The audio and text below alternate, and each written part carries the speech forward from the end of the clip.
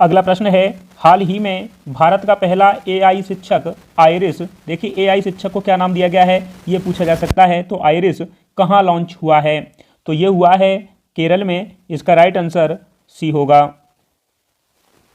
अगला प्रश्न है, हाल ही में राष्ट्रीय युवा संसद महोत्सव 2024 में प्रथम स्थान किसे मिला है? देखिए हमारे जो करंट अफेयर्स रहता है ये 24 का है, ठीक है, 2024 का ही मैं ऐड कर रहा हूँ क्योंकि आपका एग्जाम जब तक होगा तब तक यहीं से प्रश्न बनेंगे और बैक में बहुत कम चांस है कि वह जाएं।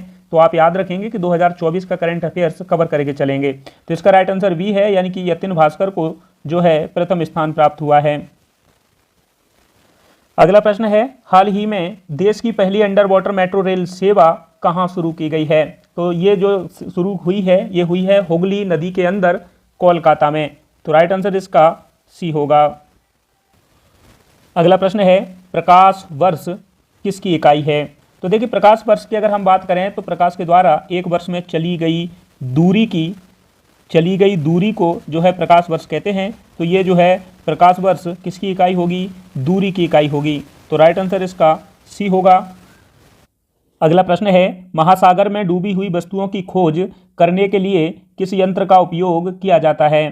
तो महासागर में जो वस्तुएं डूब जाती हैं, जो भी जहाज इत्यादि, उनको हम किससे खोज कर सकते हैं? ये है सोनार। तो इसका राइट आंसर डी होगा। लेकिन हम देखते हैं आगे कुछ महत्वपूर्ण फैक्ट जो हमारे एग्जाम में काफ़ी पूछे जाते हैं, यहाँ से कोई ना कोई एग्जाम में प्रश्न बनता है। तो एक तो आपको याद रखना है सोनार जो है इसका फुल फॉर्म क्या है? तो साउंड नेविगेशन एंड रेंजिंग, ये जो है इसका पूर्ण रूप होता है। ये किस पे आधारित है? ये पराश्रव्य तरंगों की सहायता से जल में जो डूबी हुई वस्तुएं होती हैं उनकी खोज करता है। पायरोमीटर की बात करें तो उच्च ताप के लिए है। एनीमोमीटर वायु की चाल मापती है। अब राडार को भी हम जान लेते हैं क्योंकि अक्सर राडार से भी क्वेश्चन बनते हैं। तो राडार का full form radio detection and ranging होता है।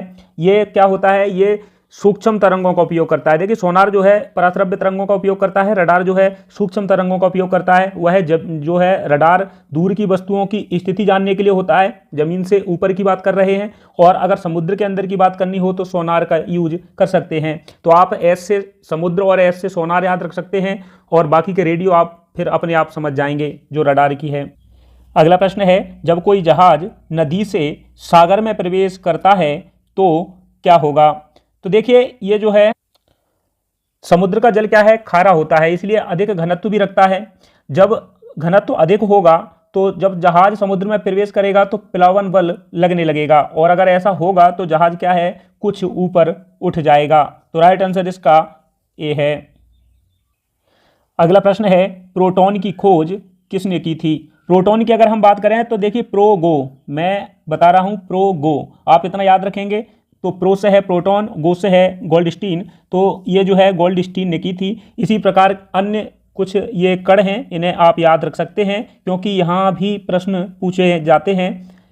जैसे एक है न्यूचे, ठीक है, न्यूचे, न्यू से है न्यूट्रॉन, चे से है चैडविक, प्रो से है प्रोटॉन और गो से है गोल्डस्टीन, ई से है इलेक्ट्रॉन और जे से है जे थॉमसन। देखिए मैंने तो अपने समय में ऐसे ही याद किए थे, अगर आप कुछ अलग कर सकते हैं तो आप ऐसे भी है, लेकिन आप इसको एक से दो बार पढ़ेंगे तो आप आसानी से याद रख पाएंगे और लंबे समय तक रख पाएंगे।